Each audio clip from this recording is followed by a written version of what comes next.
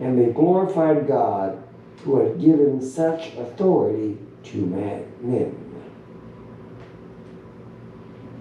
See again, which is easier for you to say? Your sins are forgiven? Mm-hmm. Or rise and walk? Mm-hmm. Which one are you more comfortable with? Mm-hmm. You know? I like my sins are forgiven. I'll figure out how to walk on my own. I want my sins forgiven.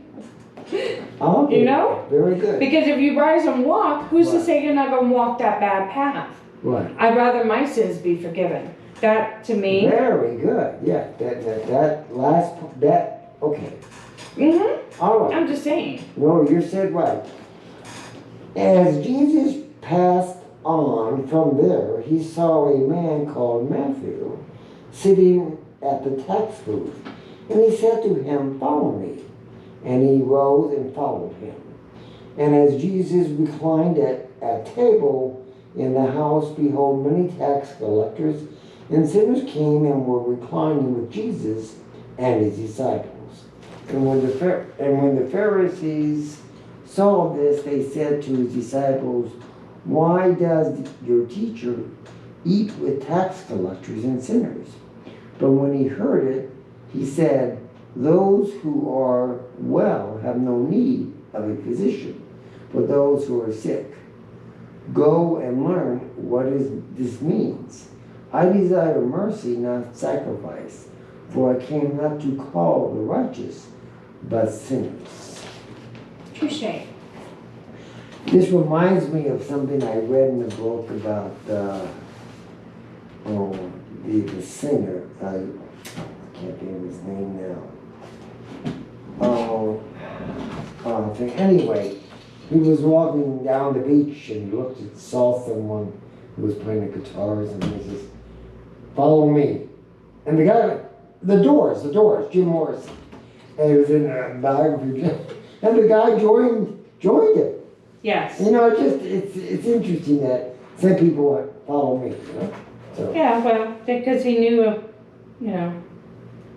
he knew he was very talented. He was like, "Hey, I want you in my band. Yeah. Let's go, I'll make you famous." Exactly. All right. A question about fasting. Then the disciples of John came to him saying, "Why do we and the Pharisees fast, but your disciples do not fast?" And Jesus said to them, "Can the wedding guests mourn as long as the bridegroom is with them? The day will come when the bridegroom is taken away from them, and then they will fast. No one puts a piece of unstruck cloth. Unshrunken cloth on an old garment, for the patch tears away from the garment, and a worse tear is made. Neither is new wine put in old wineskins. If it is, the skins burst, and the wine is spilled, and the skins are destroyed. But new wine is put into fresh wineskins, and so both are preserved." While he was saying these things to them, behold, a ruler came in and knelt before him, saying, "My daughter has just died, but come and lay your hand on her, and she will live." And Jesus rose and followed him with his disciples. And behold, the woman who had suffered from a discharge of blood for 12 years came up behind him and touched the fringe of his garment. For she said to herself, if I only touch his garment, I will be well." Jesus turned and seeing her said, "Take heart, daughter, your faith has made you well." And instantly the woman was made well. And when Jesus came to the ruler's house and saw the flute player and the crowd making a commotion, he said, "Go away, the girl is not dead, but sleeping."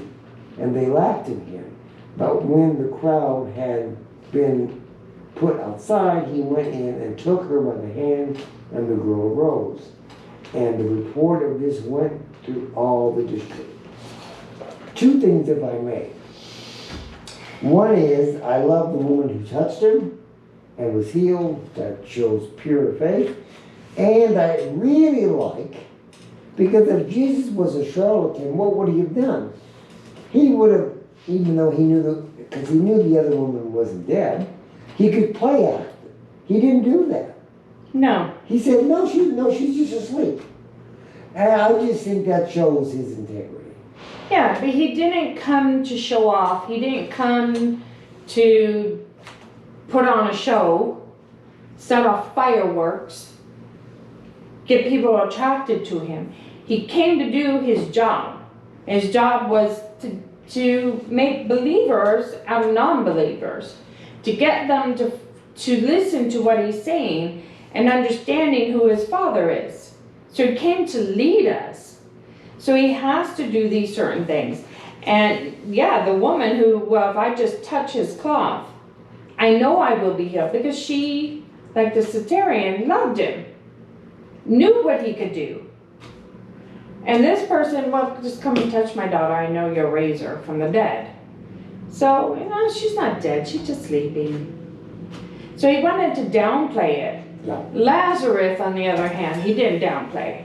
No. Because he loved Lazarus. Right. But That he put on a little bit of a show. Yeah, that's true. Yeah. He waited. What she could, yes. He waited the 3 days so that everyone understood. Right. Because this one, they don't understand. Dad's saying she's dead, but this man comes in and says, don't worry, she's just asleep. So Dad's not doctor. He misread it. Right. So, okay, she's not dead. She was just asleep. Yeah. But Lazarus, there's no doubt. No, he was dead. So it's just interesting, and I've always liked it. And just, he could have, anyway, shows his integrity. Yeah. And as Jesus passed on from there, 2 blind men followed him, crying aloud, "Have mercy on us, Son of David." When he entered the house, the blind men came to him, and Jesus said to them, "Do you believe that I am able to do this?" They said to him, "Yes, Lord." Then he touched their eyes, saying, "According to your faith, be it done to you." And their eyes were opened.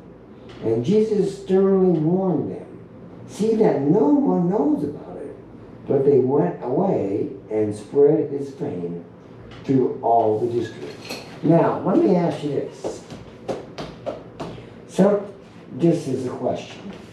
Sometimes when people, if they're smart, want someone to do something, they'll wink, wink, give the eye, don't tell anybody, and that will get them to.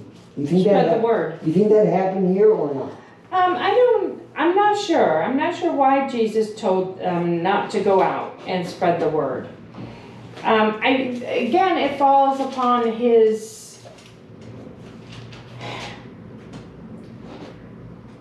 way of doing things, I guess, or how he felt at that moment, or what more he wanted.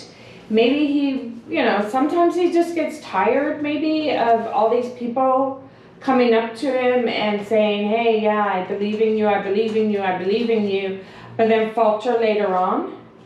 So maybe he wasn't too sure about these 2 blind men, and he says, "Okay, well, your faith will heal you, but don't tell anybody.